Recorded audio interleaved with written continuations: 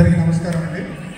ఉదయం నుంచి ఎంతోమంది నటరాజు ఆశీస్సులతో ఇక్కడ కార్యక్రమం నిర్వహిస్తున్నటువంటి మేడం గారికి, అలాగే ఎంతోమంది చిన్నారులు, ముఖ్యంగా వాళ్ళని ఈ కళ పట్ల ఎంకరేజ్ చేస్తున్న పేరెంట్స్, వాళ్ళ తల్లిదండ్రులందరికీ కూడా ఒకసారి గట్టిగా చెప్పండి.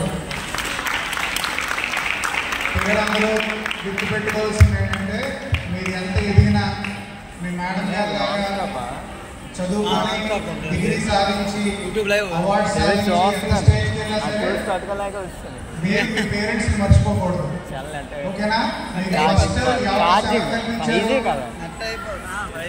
పిల్లలు మిమ్మల్ని ఈ అవకాశం మీకు ఫస్ట్ ఎవరు కల్పించారు? ఫస్ట్ మీ పేరెంట్స్ మిమ్మల్ని ఎంకరేజ్ చేసి జాయిన్ చేశారు. తర్వాత మిమ్మల్ని ఈ స్టేజ్ మీదకి ఎవరు తీసుకొచ్చారు? ఎవరు తీసుకొచ్చారు చెప్పాలి గట్టిగా. పేరేంటి? మేడం గారి పేరేంటి? మీ మేడం గారిని తీసుకొచ్చారు. సో ఇద్దరు మీకు రెండు కళ్ళు లాంటి వాళ్ళు. మీరు ఎంత ఇంటర్నేషనల్ స్టాండర్డ్స్కి వెళ్ళిపోయినా సరే, నేను కష్టపడ్డాను, నేను నృత్యం చేశాను, నేను అవార్డు తెచ్చుకున్నానని చెప్పకూడదు.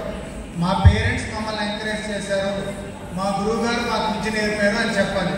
ఓకేనా?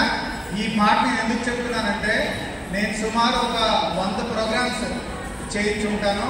అలాగే నాకు అవకాశం కలిగి ఒక డజన్ మంది ఇందులో ఆరగ్రేటర్ చేసి ఉంటారు.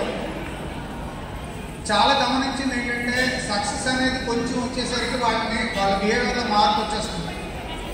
అది ఎప్పుడు కూడా పిల్లలకి మనం అది అబ్జర్వ్ చేస్తూ ఉండాలి. ఎప్పుడు కూడా గురువు ద్వారా మనం ఎదిగామని ఎప్పుడైతే ఉంటుందో ఆ విద్య వంటపడుతుంది అనమాట.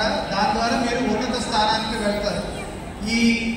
ఏ దేశంలోనే లేదు, కేవలం మన భారతదేశంలోనే ఈ గురు పరంపర, గురువు గారి ద్వారా ఈ విద్య నేర్చుకోవడం, ఒక నటరాజు అంటే దైవంతో సమానమైనటువంటి విద్య. ఇది ఏదో సరదాకి చేసేది కాదు. మీరు చేసేది ఒక రకమైన ఆధ్యాత్మిక సేవ, దేవుడి సేవ. అది మీరు ఎప్పుడు మర్చిపోకూడదు. సక్సెస్ ఎప్పుడు తలకెత్తి తీసుకోకూడదు. సక్సెస్ని గుండెల్లో పెట్టుకోవాలి. ఓకేనా? All the best. ఇంత మంచి కార్యక్రమం మేడం గారు చేస్తున్నందుకు మరొకసారి ధన్యవాదాలు. ఇందులో మాకు చిన్న అవకాశం ఇచ్చినందుకు ధన్యవాదాలు. నెక్స్ట్ ప్రోగ్రామ్ 24 hours కదా మేడం, మీరైతే మాకు అవకాశం ఇవ్వండి, మేము ఆర్గనైజ్ చేస్తాం. Thank you.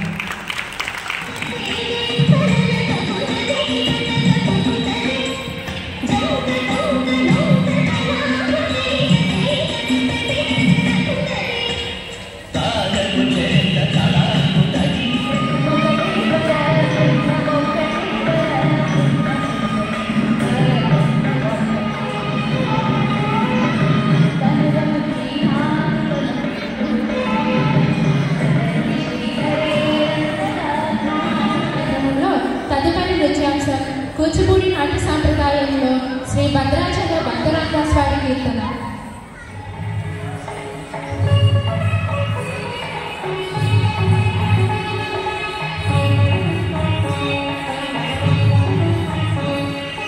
పలుకే బంగారు